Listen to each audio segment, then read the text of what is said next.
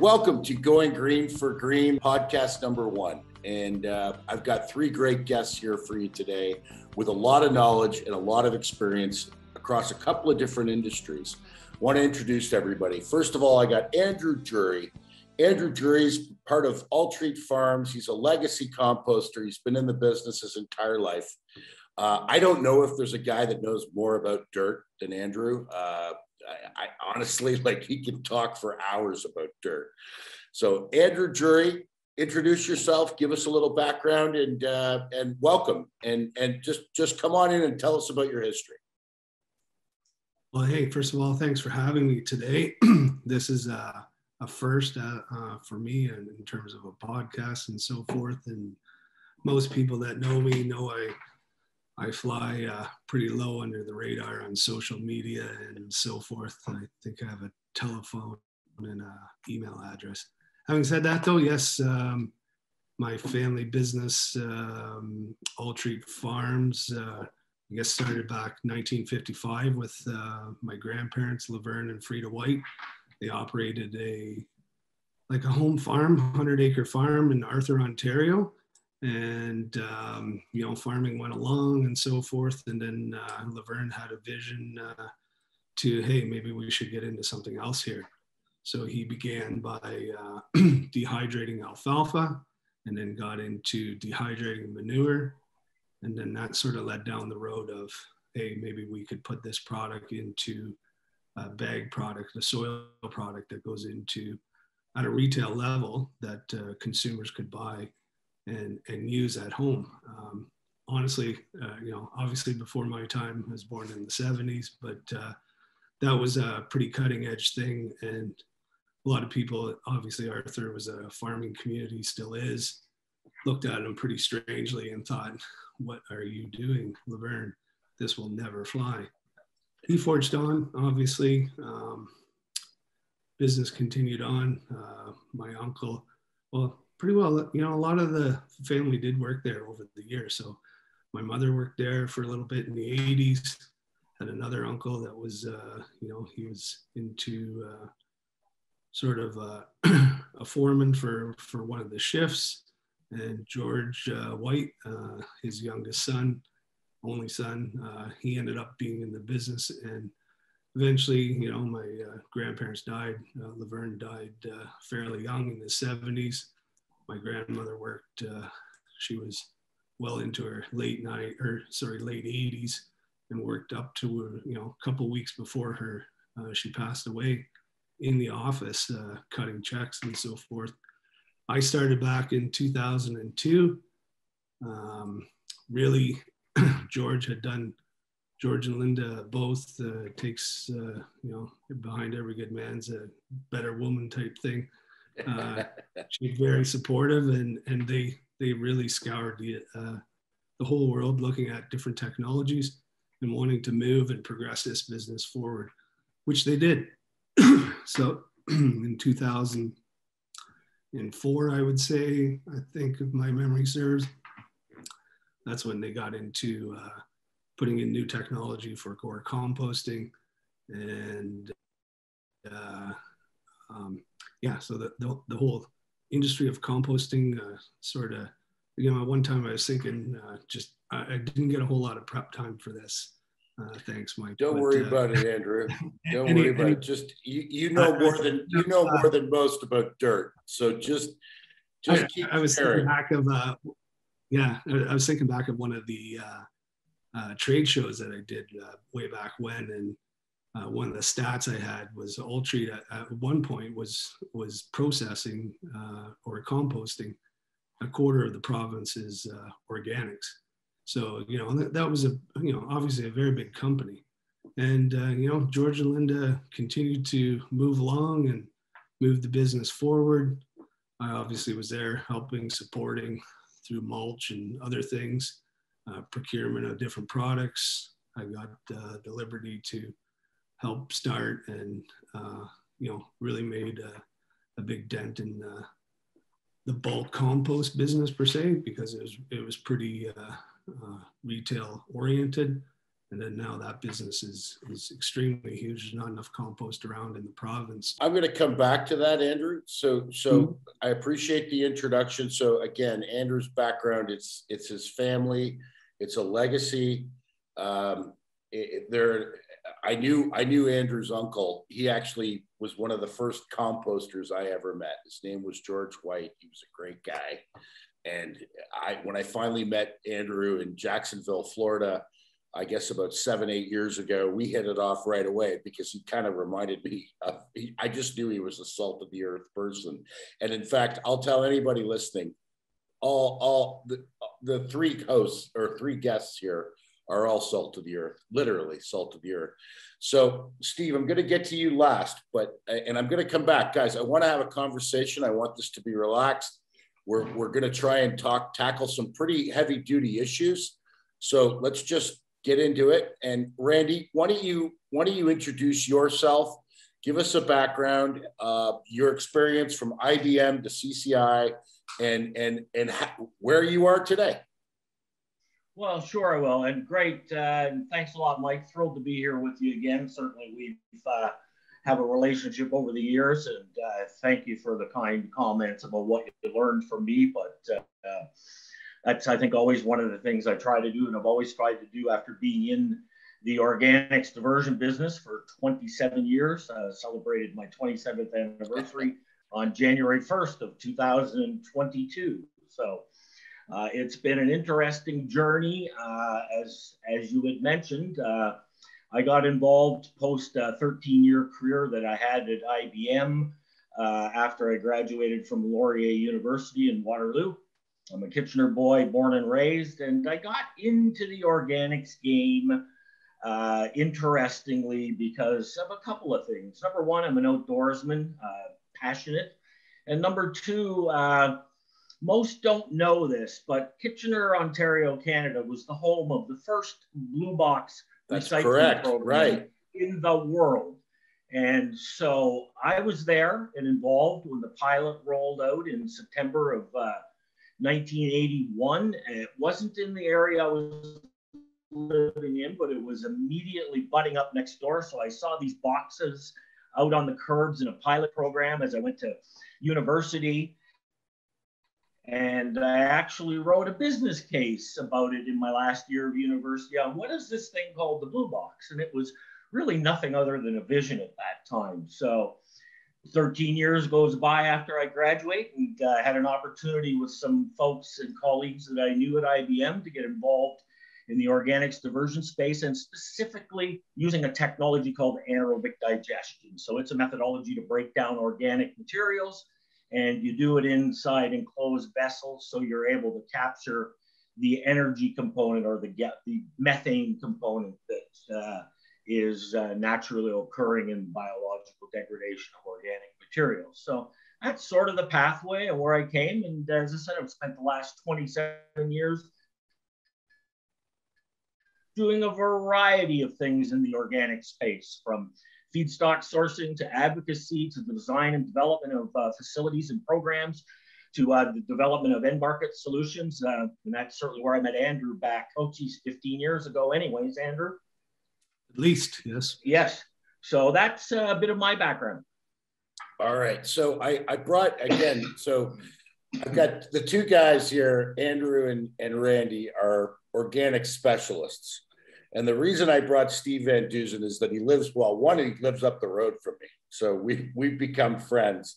But honestly, I have known a lot of guys that installed solar, and knew a thing or two about solar power. But again, Steve walks the walk, he talks the talk. He actually puts his money where his mouth is, and he backs it up.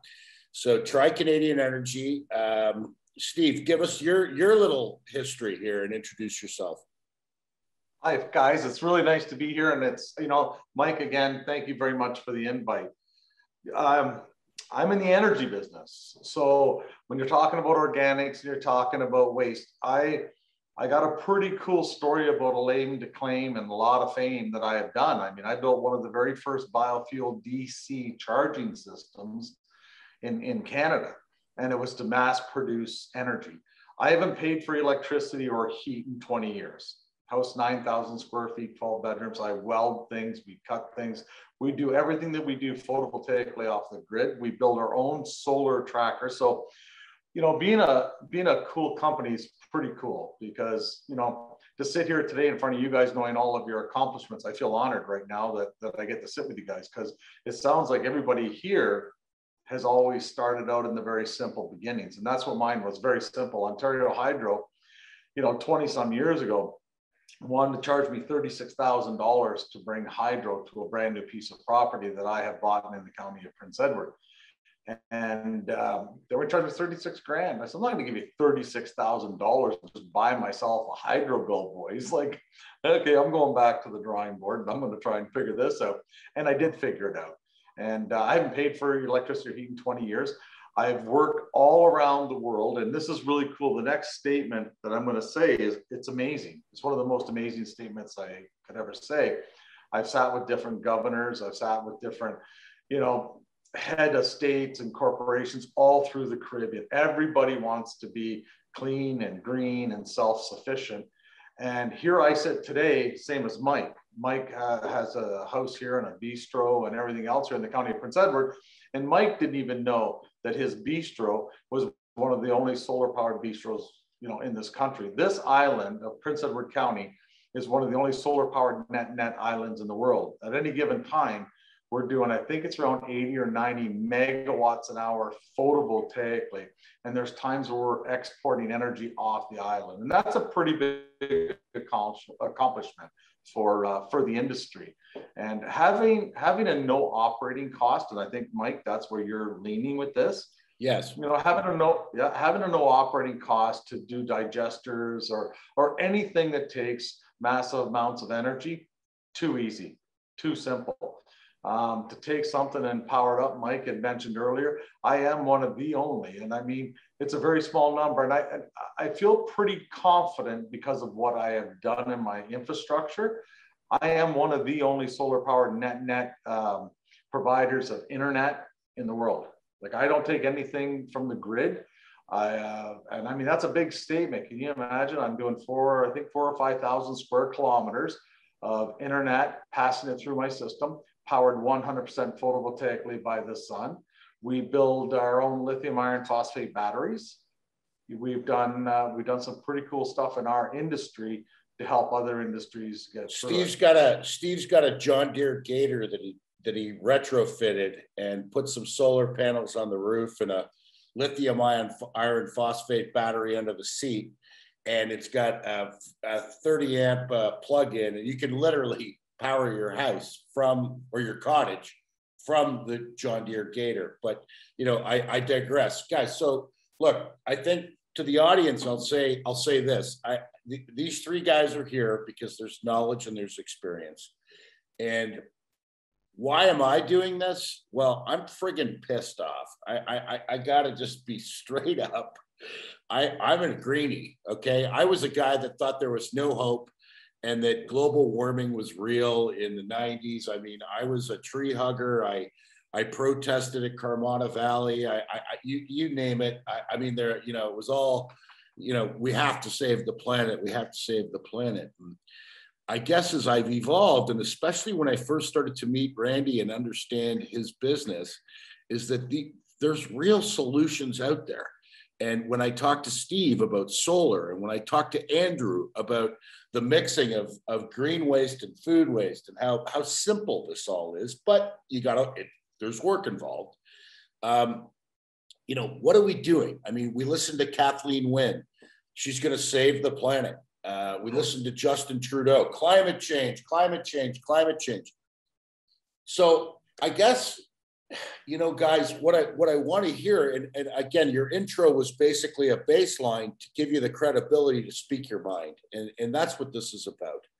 So I'm going to start with Randy, because Randy just sold his company, and I'm hoping that I have known Randy and watched him struggle, and he's a believer, okay? Like, you know, to the audience, I'll tell you right now, I mean, this guy is a green guy. He understands, he knows.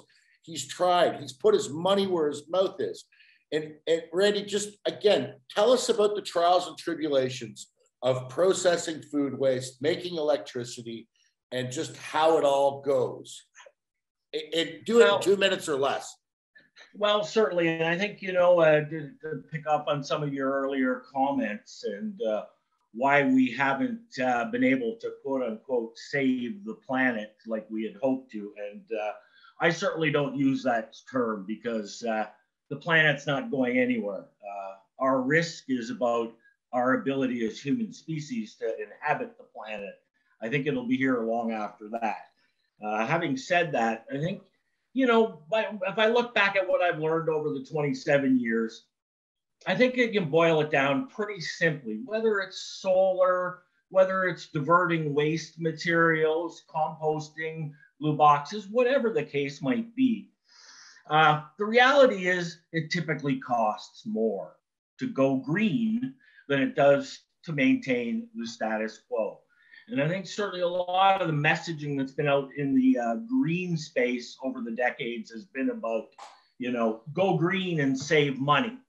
I don't think we're there yet. And I think that's been a great barrier to our ability to move forward, is that we're always looking for the cost savings. And in most cases, there isn't a cost savings to going green. So that's certainly the number one hurdle. I think the number two hurdle that there's been a lot of noise, chatter in the green space, advocacy, tree huggers, those kind of terms that Mike has used earlier.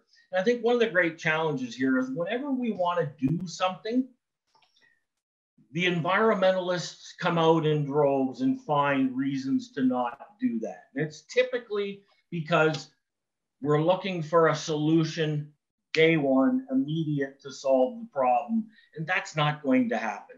Going green is a journey. It is not an event, and to solve overnight.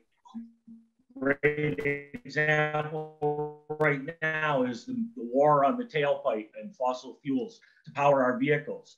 I mean, there's ways to get off of that fuel, but there's too many people out there that want it to happen overnight. So we take knee-jerk reactions like the Keystone Pipeline and eliminating that. And now we're starting to see some of the pain that that causes. So it needs to be a journey, not an event. And Randy, so you know, one of the most fascinating things about what you do, just Mariposa cheese, and the cheese whey that comes out of the process of making goat's cheese. Tell us a little bit about the micro digester and sort of that unique experience and the ability to create gas. And the potential. Certainly. I mean, just for everybody that may not understand what anaerobic digestion is, I mean, that's a scientific term. Anaerobic means in the absence of oxygen. Andrew does composting, or the scientific term is aerobic digestion. So that means in the presence of oxygen. We're all familiar with aerobics and aerobic exercises, and most of us have done composting. So anaerobic digestion is in the absence of oxygen. Most aren't familiar with that, but everybody should be familiar with that because it's how your body digests food. So if you want to think about anaerobic digestion, think about your body. So you take in the organics and your body creates solids, liquids, and gases. Certainly in the world of anaerobic digestion on a commercial scale, we want lots of biogas. Your significant other may not want, but we certainly do. And that's the source of energy, and that's what differentiates from compost. And ultimately, you also have the solid liquid fraction, which can be like a compost in terms of returning nutrients and organic matter back to the soil. So it's a closed loop process. So the world of biogas, and it really started out predominantly in Europe, and focus was to agricultural manures and then and other residuals on the farm. It moved into food waste and food scrap processor. And that's ultimately where we've started to move forward to understand what other materials are there in a food processing stream. So Mike mentioned cheese making as an example. We all eat cheese. about 85 to 90% of the milk that's used to make cheese is a waste or a byproduct. They only want the fat. So that's what we call whey, and it still has sugars and proteins in it. And interestingly, those are things that an anaerobic digester likes, just like yourself. Your body likes proteins, fats. Those are the things that create energy for you. It's really no different in a mechanical implementation of that. So we move forward to look at different types of materials and how we can use them to create energy and to divert them from other uses. And so Mariposa was a project that I worked on, and we had to do some trials. So we used a small scale digester. You know, when you're looking at making $10, $15 million plus investments, you know, that's a big risk to jump in without understanding first whether it's going to work or not. So pilot program there that ultimately let us learn about how we could digest that way and create energy out of it. And the creation of that energy can take several forms. You can take the gas and power it cogen, but right. your thought was to actually power the municipal buses, correct? Well, correct. I mean, you know, if you look at biogas as the term is used, it's about 60% methane, 40% carbon in its makeup. And so comparing it, that methane is the energy source. So you can take raw biogas and feed it into a cogeneration system that'll create electricity and heat. And that's predominantly been the de facto solution for many decades. And that's certainly how it started in Europe, and that's certainly how it started over here in North America. However, oh, we froze. Are you still there, Randy? You can also take that biogas as pure home. So it's the exact same thing. So to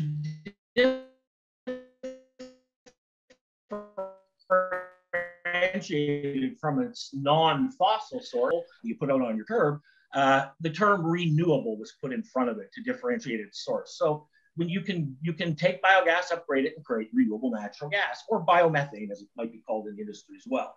So now you can take that, you can displace natural gas that's being used in buildings, or the biggest hit and the biggest benefit is to take that natural gas, compress it, and run a vehicle with it.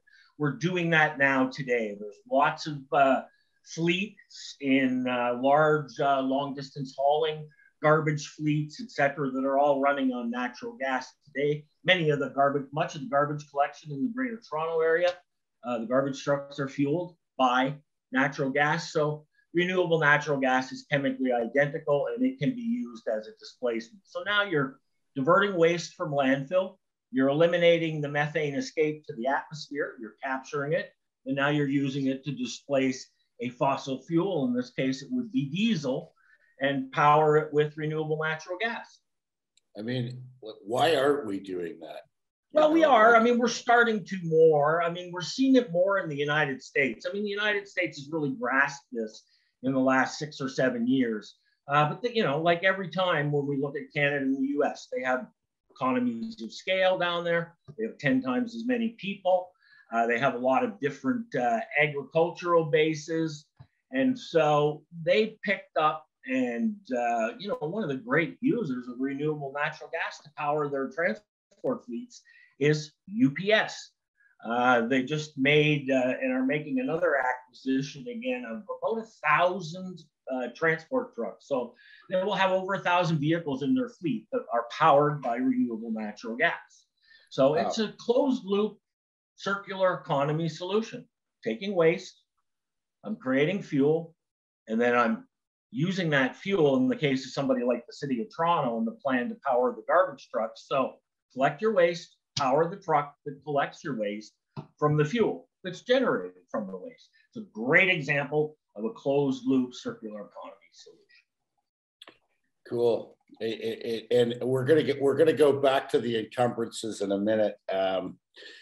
So Steve, you'd messaged me there. Give it to me, baby. Give it to me. Tell me.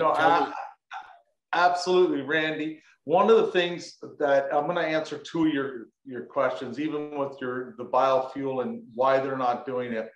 I can assure you, you know, with every essence of who I am and what I am, suppression.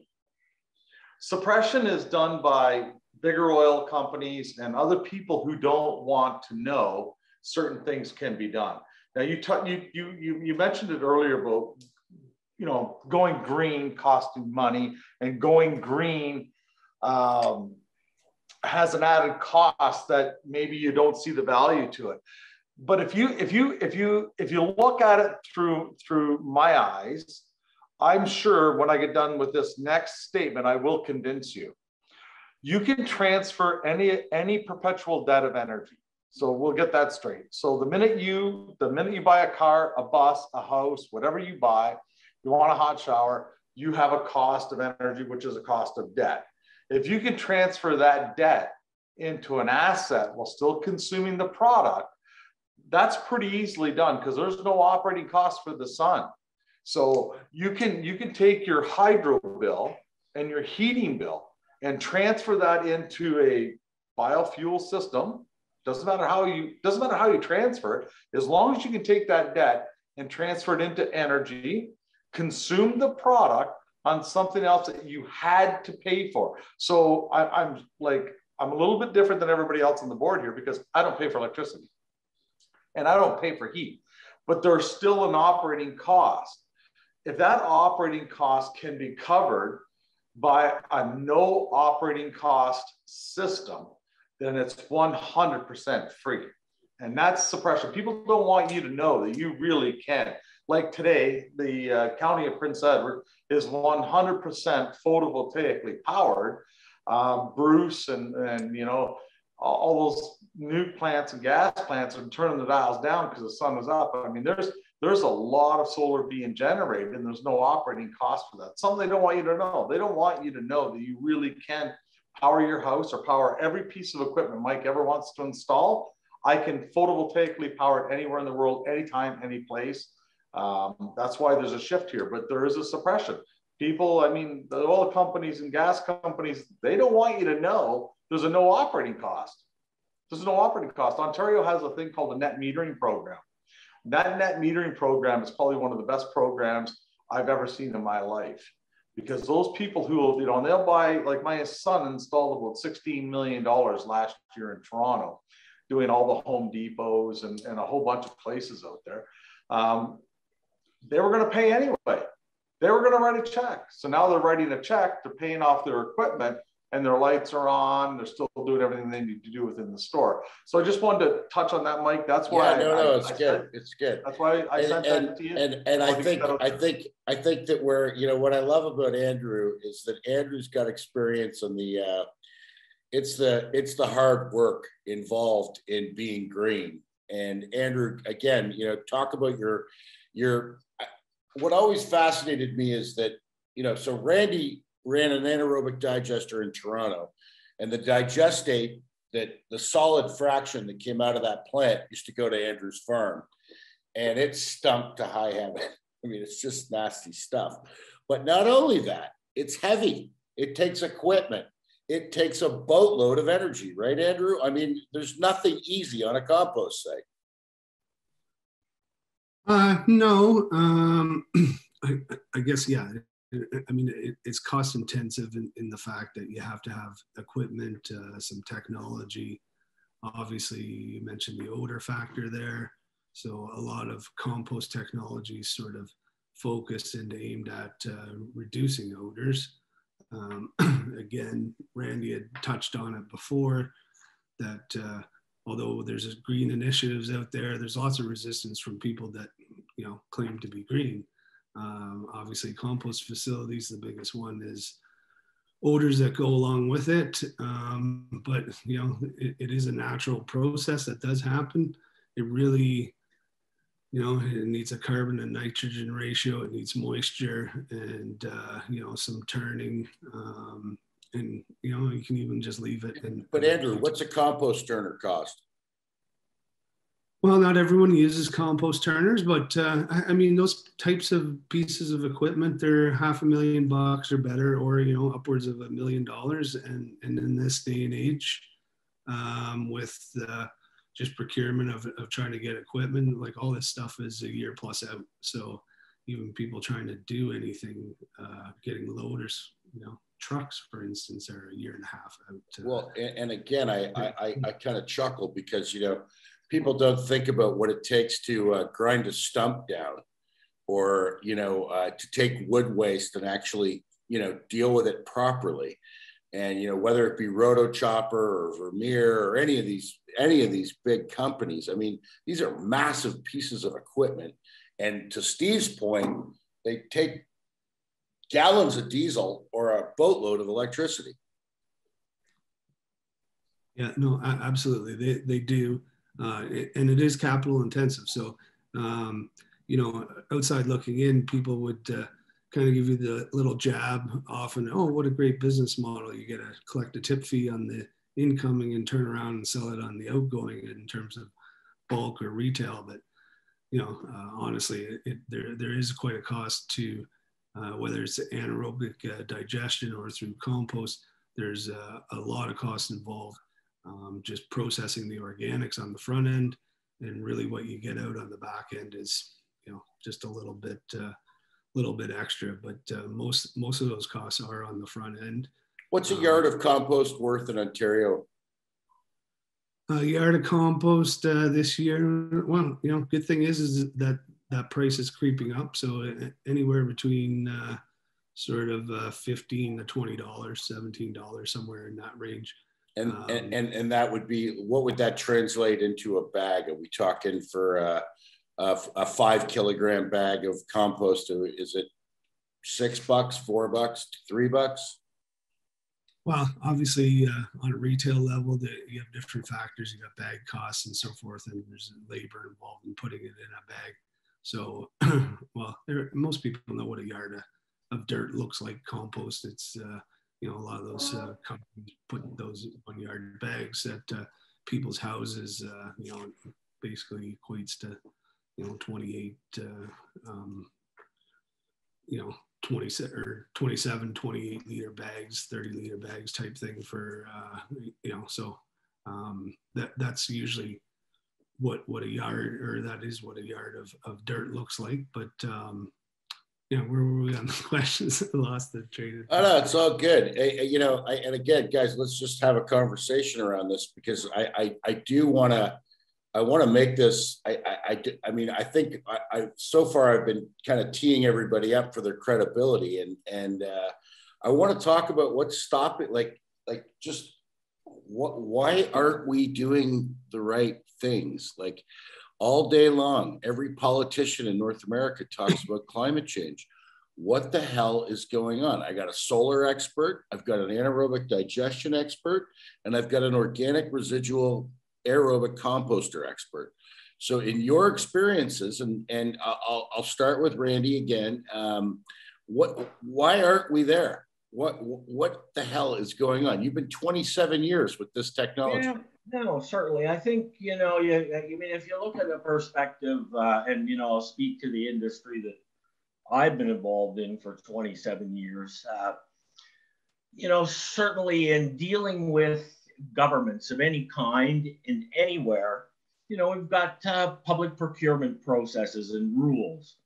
And, when you're out investing, hundreds of millions of dollars in waste processing infrastructure, or whether it's building roads and bridges, which can, task into the billions of dollars now, we need to publicly procure those costs and the development of those assets. Well, you don't build those things and procure them typically in a 3 to 4 year time frame. Well, what happens in every government? There's an election every 4 years. So political masters change, and with that change comes perhaps a different thinking about some of these things. Staff can change, because certainly in the case of the municipalities I've dealt with, they're large entities. There's opportunities for people to grow within municipalities. So you have a changeover in the political masters, and you have massive changeover in staff. So the point is consistency. It's one of the great barriers. there's no consistency. So we go down a path a certain place, things change, staff changes, political masters change, and we end up going down another path. Then 4 years later, we go another path. So that's, I think, really one of the great challenges. Number two, our procurement has always been a supplier vendor type approach. You know, hi, I'm Mr. Municipality or province or the federal government. I want to buy X. So this is what I want. I'm the supplier, or I'm the supplier of the material. You're the vendor. Give me a price, and I will evaluate. And usually the selection is based on the cheapest price from the bidding community. Well, that's a linear equation. That's supplier vendor. So, like, let's boil it down to your actual experience. So, in 2001, your company was given a pilot project for the city of Toronto, correct? Yeah. And you guys exactly. So talk about that. Let's talk just about Toronto. We can do that. You know, certainly yes. I mean, you know, the company that I was involved in at the time, the city decided to move out and determine how they were going to divert further organics from landfill. They were running out of landfill space, et cetera, et cetera. So it was actually 1999. They put out a tender to take up to 25,000 tons per year of curbside collected material and divert it and turn it into, you know, compost or other materials. So a bidding process happened. Back then, it was new. And the city of Toronto, if I recollect correctly, had about 18 bids. 17 of them were composting. One of them was anaerobic digestion. And that was the company named CCI at the time that I was involved with. So our group actually ended up winning the contract. And so we developed this facility. It's called, it's at the City of Toronto's Dufferin Transfer Station. And it started up in 2002. It had to start up to be the first, to be the processing site for the rollout of the City of Toronto's Green Bin program, which happened in September of 2002. So this was the first home for all that material that was going to start getting collected. They didn't start collecting the whole city at once. They rolled it out across various geographies in the city. And so, you know, we won that bid, and then the city wanted to progress further. So it was about 2004 or 5. The city went out to bid, and lo and behold, what happened? All the bids that came back, the prices were way greater than what they had in their budget. So they canceled the procurement, and they decided to start over, look at sites and facilities that would be suitable within the geography of the city of Toronto. And they took 5 years to do, or about 4 years to do that. And hired consultants, et cetera, did a thorough analysis of several hundred sites. You're a decade in running your pilot facility. No, about 6 to 7 years. Okay. And then, okay, but you have no idea whether you're going to have a business when you don't know. No, we don't. And that facility was only supposed to run for 2 years, and it ended up running for 12 years. So as much as it was a pilot, it actually ran like a production facility. So the cities kept rolling out their green bin program, and they ran out of internal capacity. So they had to start sending the material to external processors, places like Alltreat, et cetera, that, you know, could either compost it or digest it. Back then, there was no other digesters in Ontario, so it was all going to composters. 2008-9 comes along, and they start to procure. Their selected site was at one of their transfer stations in Toronto, just north of Pearson Airport, called Disco Road. They went out, they procured, went through a procurement process for that, which took over 2 years. And ultimately, that procurement failed as well. Why did it fail? It failed because they didn't have enough money in the budget. However, the procurement process within the city allowed, because of the steps they had taken, for them to come back to the winning bidder from a technical score point of view and understand what happened. At that time, I was on that bidding team, And ultimately, the facility was redesigned in a cooperative type approach between the city and the selected vendor. And the price was driven down to where it would fit within the budget. So the facility gets built. It opens up in 2013. Again, so if we're looking at this from a Canadian perspective, and I'm hoping some Americans are tuning in, but the year for a corporate entity to do what you guys did for the city of Toronto, prove your case, create the pilot, make it work, roll it out, manage it successfully, and then they come out with another municipal procurement process and you lose the bid and you end up, I mean, it's amazing, right? From a business perspective. Yes, it is. It's the deferral of it. It costs, it can cost a group of people to respond to these proposals for anaerobic digestion of municipal solid waste in an asset they want to own. It can cost your group a couple of $1 million to respond to the bid. And then when there's no decision made, you're out that millions of dollars. It's out of your pocket.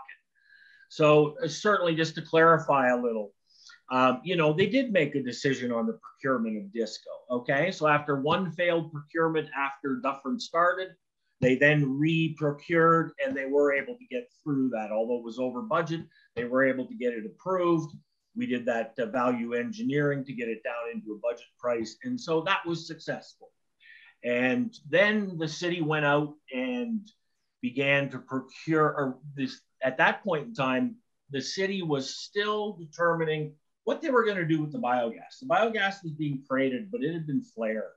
And it was flared always from day one at Dufferin, and it was flared for the entire 12 years. Right. So this, this is one of my pet peeves. So yes, folks, so here's the city of Toronto. They invest all these millions of dollars to roll out a green bin program, collect the organic waste. They do the right thing. They anaerobically digest it. And then rather than go that last mile and finish it, for 20 years, the gas has been flaring, and that's a couple of $1 million a year worth of biogas. Well, certainly in today's dollars it might be, but way back then, part of the challenge was there wasn't a lot of use or market for it. Now, the city, it was fairly new. The city was trying to bring together an opportunity to use that biogas. There was a lot of, at that time, cogeneration, creating electricity and heat by using the biogas as a fuel rather than diesel. There was people knocking on the door saying that they would like to do something with the city, and they were willing to put investment, and it wouldn't cost the city a whole lot, if anything. The challenge there, and it goes back to procurement. You've got the waste group within the city. You've got to deal with Toronto Hydro, that is a different asset. And so consequently, then with political masters changing, and with staff changing, and with islands within municipalities and various departments, and that happens in the federal and provincial government as well, they could never come together on what to do. So they did decide when they were going to develop the Disco, it was around 2008, they were going to take the biogas when Disco was opened, and they were going to create electricity, or they were going, actually their first view was to create renewable natural gas, which they would then compress to run their garbage fleet. So they were thinking about a closed loop solution back in 2007, 2008. And that was the path as Disco moved forward. Then there was a municipal election, and that was when Rob Ford became mayor. And there was a different thought about collection. And so the city of Toronto outsourced half of their collection from internal staff. Well, now the dynamic and ability to take renewable natural gas, internalize it, and power the fleet became a challenge. So the city decided they were going to go down the path of cogeneration. At that time, the Green Energy Act was in vogue in Ontario. And so the city was going to simply cogenerate the biogas, create electricity and heat to be self-sufficient, and sell the excess into the grid. And that was a contract that you could get without any competition or anything. So that was then the path post Mr. Ford being elected mayor. Then the province of Ontario changed and they went to a procurement model under the Green Energy Act. So now, whether you were solar, wind, or anything else, you had to bid in and they would procure the best price. Well, the city of Toronto didn't want to do that. So then renewable natural gas empowering the fleet. Mr. Ford had moved on. And so they flipped back to making renewable natural gas to power the fleet. So back to my earlier comments, disparate islands within organizations, people, staff, changeover, changing direction, changing path. And so there's the story. You flared the gas for a long period of time. Now, in fairness, they have now committed to renewable natural gas. They've opened up their new Dufferin facility last year. The biogas that's produced there is being injected into the grid, and then the city takes it out in their works yards and powers the waste fleet with it. Not all the waste fleet, but some of it.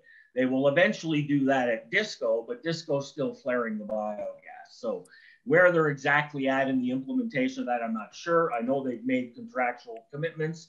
The city of Toronto is also even looking at the gas, because biogas can also be created in landfills.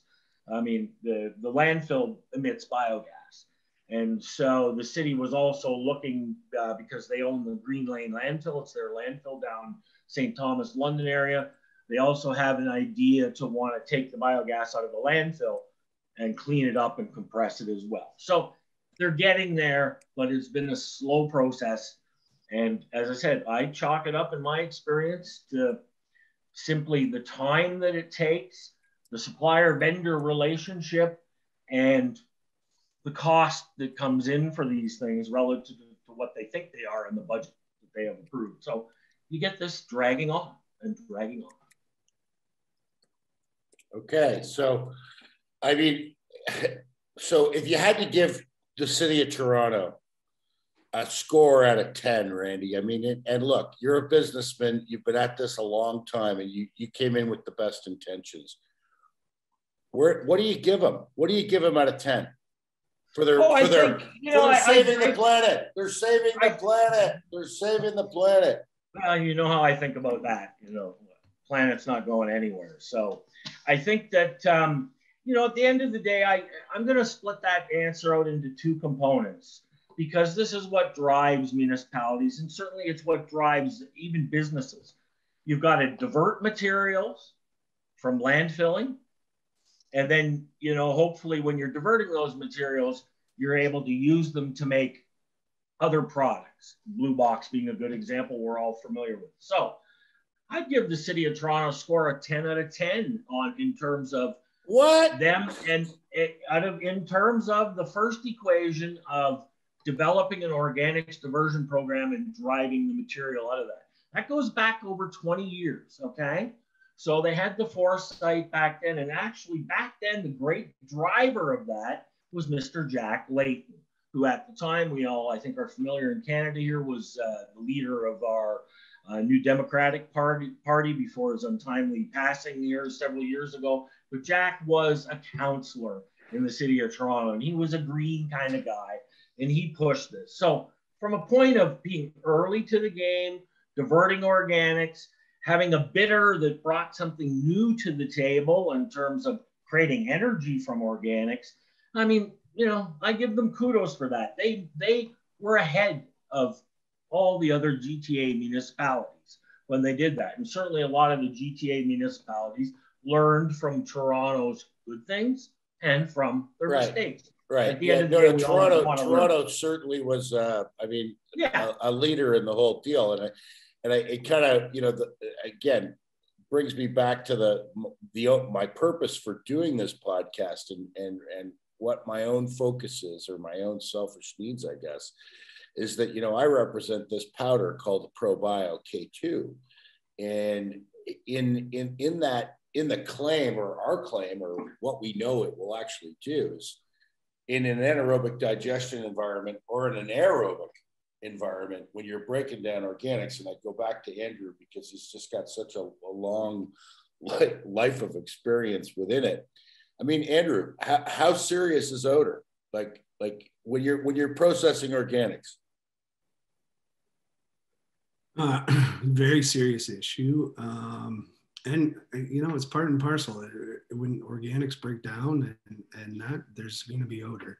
I mean, obviously there's lots of things to do to mitigate that and to make it as minimal impact offsite as possible. But it is one of the, you know, anaerobic digestion, composting, what have you. Like how stinky was the solid waste coming from Randy's plant?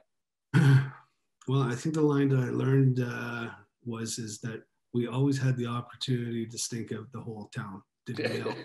No, but the opportunity was there. It was on site. But no, that was first and foremost. Well, that's your operating ticket. Obviously, if you're creating odors and you're creating discomfort for your neighbors and so forth, that's it's not going to be well in the long run. And it is something that has to be mitigated and kept under control. There are ways to do it, but it is also very difficult, and it's certainly not site specific. Everyone, I mean, at any given time, you can do a Google search and look at any kind of organics processing all across the world, and there's closures after closures after closures based on odors and odors alone.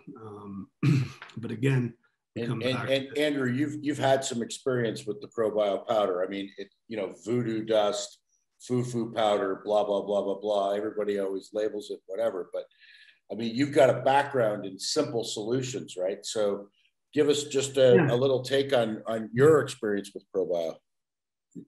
Yeah, absolutely. And I touch on some other just simple solutions.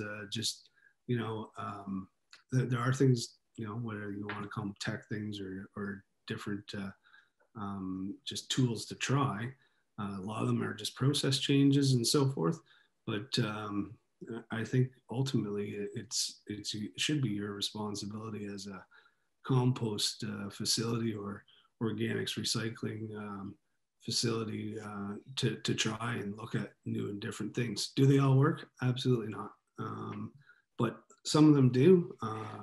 Yeah, we did have some success with ProBio in terms of, you know, I've witnessed fully its odor reduction and its capabilities. And, you know, ultimately there's a lot of different applications that it's, you know, it can be used in, whether it's through digesters, through composting, wastewater treatment, even just, you know, overall plant growth and so forth on the back end. You know, we had talked to you and I, Mike, about sort of the new term of bio drying, if you will, you know, using it on the whole liquids over, you know, carbon carrier beds and basically evaporating liquids, or as you'd say, bio drying. Yeah, there's lots of different opportunities there. Well, and I've got Randy. In fact, I'll ask Sean right now. You know, cut to the video of Randy's surprised face when we put a little, what, I don't know, maybe a cup of ProBio in a 1,000-liter tote, and we mixed up that stinky friggin' digestate, right?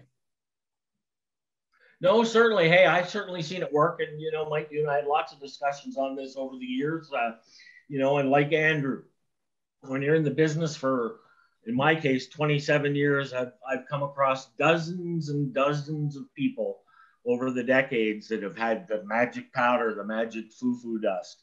And you know what? None of it's ever worked anywhere near advertised. And I think certainly with ProBio, you've got a product and a formulation that certainly, in what I've seen in my experience, does what it says it will do. And I certainly always supported you in your journey of this, because I was a firm believer that somebody would ultimately figure this out someday as to, you know, how we can add other catalysts. It's an organic solution to an organic problem, which is what's so great about it. There are chemical solutions, but this is an organic solution. And again, you know, I come back to Steve, who's got kind of the organic solution to the energy requirements on a site. And I know I'm speaking to, this isn't the Joe Rogan podcast or the Alex Jones podcast. We're speaking to people that are in this industry and who probably have needs. And they're probably going to be coming to my site for resources and to try and talk to some people that are relatively expert, have some expertise in this field. So I go back to Steve and I go, Steve, when you look at the energy requirements of a waste management site, how do you feel about it? So a waste management site can be cleaned up and fixed in a heartbeat with the right energy with no operating costs. We already know that, Mike. But I want to step back a little bit. I want to go back to Randy's comments in Toronto and the municipality and waste management. And as you can see, I put it up there. I said, waste management. OMG, Mike, ask me. I've taken Mike personally because when I first started out, gentlemen, I took waste oil and I created DC energy into storage cells that we could use it 365 days a year for the next whatever. And Mike brought on this probiotic and he said, hey, we want to show you something. So we go into the kitchen and Mike takes all of this waste and he puts a powder in and it blends it and he does all this stuff. And the sour, rotten, it's gone. I don't smell nothing, right, Mike, in the kitchen? I don't smell nothing. It's it doesn't, if you want it in your backyard, your household use, a couple of tablespoons in your blender, throw your food waste at the end of the day, press high, mix it for 5 or 6 minutes, pour it in your friggin' garden. It's gone. Absolutely. Mobilepowder.com. 100%. I've seen it work myself. I'm going to touch on Randy's stuff and I'm going to touch on Andrew's stuff because I got a whole bunch here. So I took Mike and we're not going to point fingers and we're not going to say when, where, who, and what. But I took Mike to a landfill waste management site. And with that visit with Mike, there was probably, I think, 4 or 5 5-gallon pails of motor oil. At least. That was getting ready to be buried 100% by the municipality. And inside that, it was very shocking. And the amount of dirt that was just burying everything that the municipality cannot see when it comes to waste management. There are so many billions and billions of metric tons of stuff that you would not throw, you wouldn't think made it into the recycling or would not make it into the municipal dump, but it does. That's why we find bodies in there. That's why we find cranks and motors and oil and debris and needles and stuff that you wouldn't think you would find there. And you're 100% right, Randy. I don't think the planet's going to go anywhere. And I also said it on one of my little text messages here. Well, how long is it going to take the planet to repair itself? Because I built a house once in a certain place, and when we were setting the tiles in for this well that we had blasted, I had to rent every 3-inch thrasher, probably within a 50-mile radius. But the well was gushing. It was like 25,000 liters a second. And we're like pumping it, like I mean stupid numbers, like numbers I can't even equate. It was dangerous to set the tile. The guys were in there that were just trying it. It was just flooding. But inside those tiles, when we were setting tiles and everything else, up the road was a small, say 10-foot creek or river, and it was full of oil. I'm just going to say it was full of, women's stuff, cigarette butts, and it hit a crack or a crevice in the ground. It was gone. I can show you that place tomorrow morning, 100% real. So when you see this stuff going into the wastewater and the management's being done by the municipalities, it's pretty sad. And like I said, I don't want to lose my track here because I just want to say that when I took Mike and I showed him these things, it was crazy. So, well, and it just again, so this is a landfill that's just up the road from our house. And, Steve was basically telling me, don't drink your friggin' well water. It's just get bottled water because you have no idea what's in it. And I was like, well, the landfill's been closed for years. He goes, what are you talking about? it's still open. They're still throwing shit in there, and it happens every day. So we drive into the landfill. We go up to where it's supposed to be closed, or the cell is supposed to be closed, and it's supposed to be just a transfer station. Well, it's toxic. And I mean, there's oil, there's bleach, we're on a water table of limestone, and God only knows where that all runs down to. So, again. Yeah, so I want to talk. No, sorry, Mike, I just want to talk to Andrew a little bit about Wellington. So Wellington here in the Prince Edward County, they have a mushroom farm. Mm-hmm. And the odor from the compost of that farm has changed land values in certain areas, because just the wafting air, it's just horrible. It's another place where, Mike, your solution or somebody's we got to get them some ProBio, Andrew.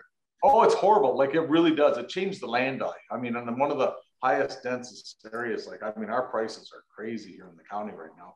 And yeah, the mushroom farm, when they're composting and they're doing the, whatever they do with the, the straw, the hay, whatever they're composting, and they're making their compost to grow mushrooms, the odor from that will travel kilometers all over through Wellington.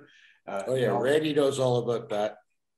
Yeah, so I just want to touch base, Jeff. So I'm familiar with that going. I don't have a solution, but I get it. Yeah.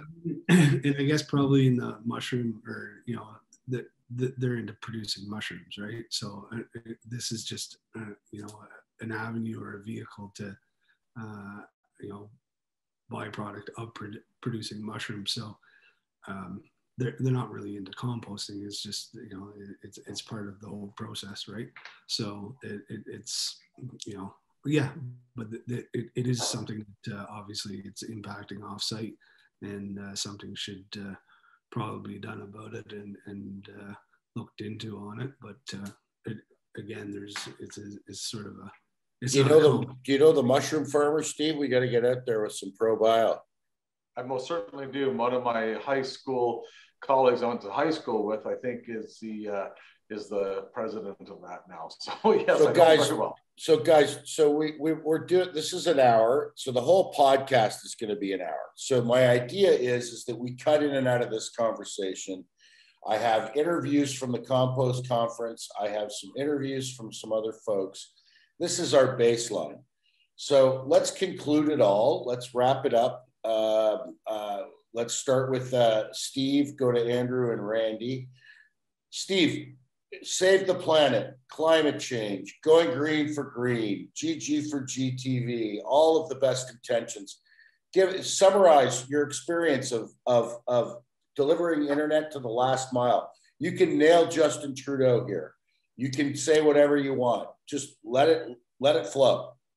Well, we can do it. One of the things we talked about it earlier. I mean, I've done some stuff with the government. I put things out there that we can do. We actually fell 100% short with no support. I mean, we're a growing company. We're growing in on our own dollar. I mean, I have one of the only solar powered hybrid internet companies in the world. I'm one of the only solar powered net islands in the world. It's amazing what this island does.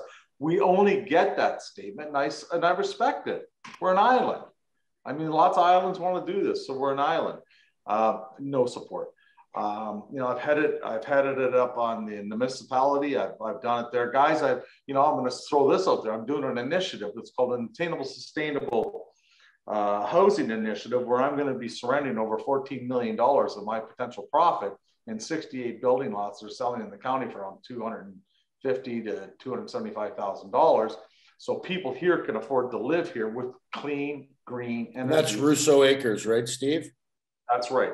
With no operating costs. And we're going to, Sean will put some photos in, and people will be seeing what you're talking about on your sustainable and attainable. And I actually think Randy might buy a lot off you.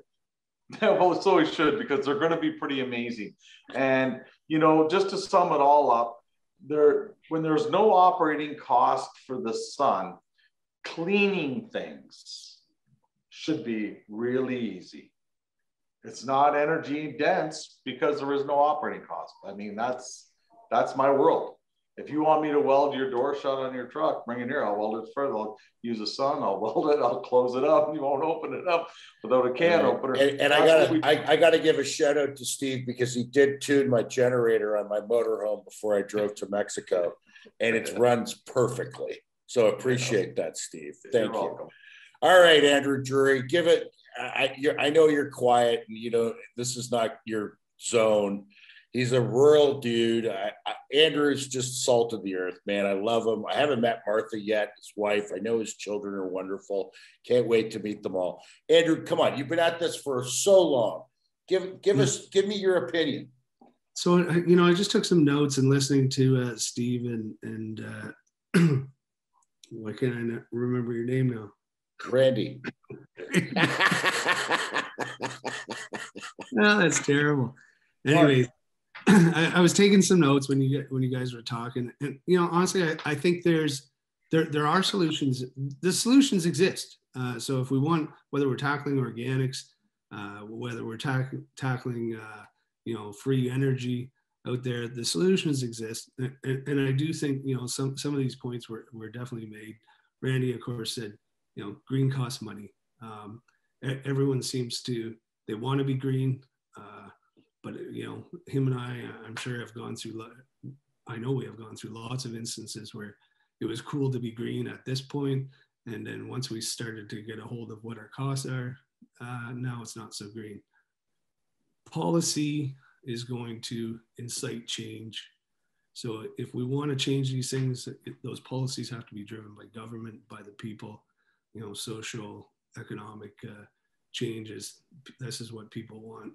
And I think when it gets to the decision makers, I feel that maybe some of these decision makers don't have the experience or don't have the resources to make those decisions.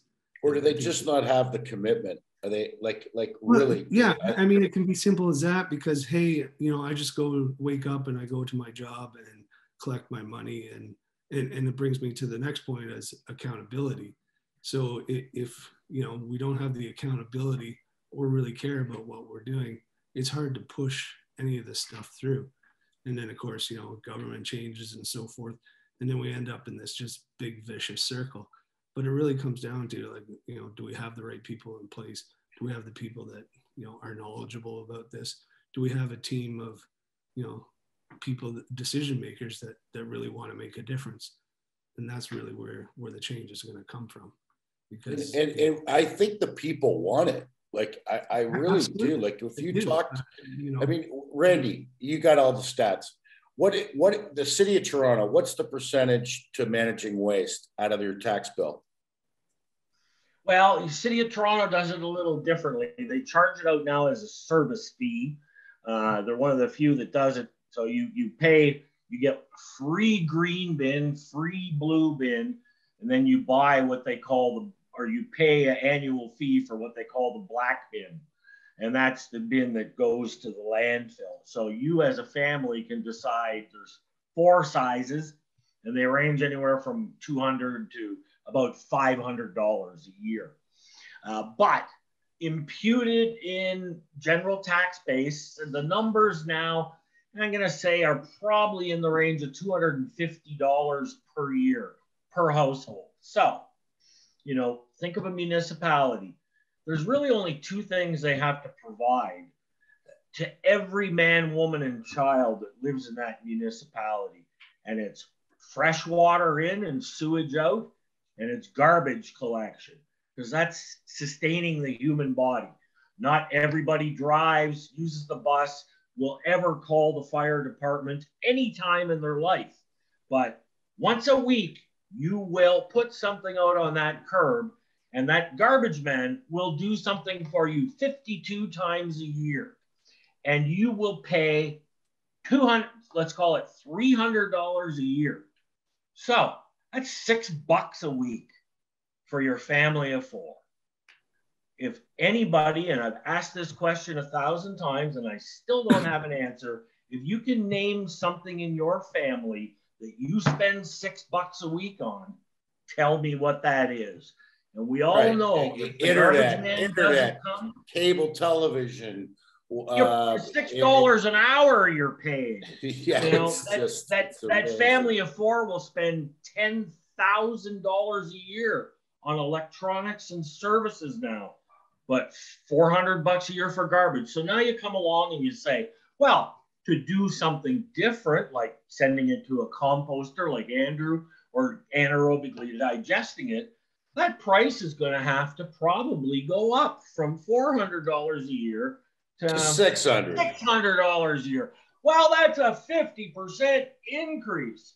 Yeah, it's $200 real dollars a year divided by your family of four is $1 a week each, as you're spending $1,000 a month on the 4 cell phones, the computers, the monitors. So it's, what I'm saying is, it's about perspective at the end of the day. And with waste, the real number is big in a municipal budget because every man, woman, and child needs the service.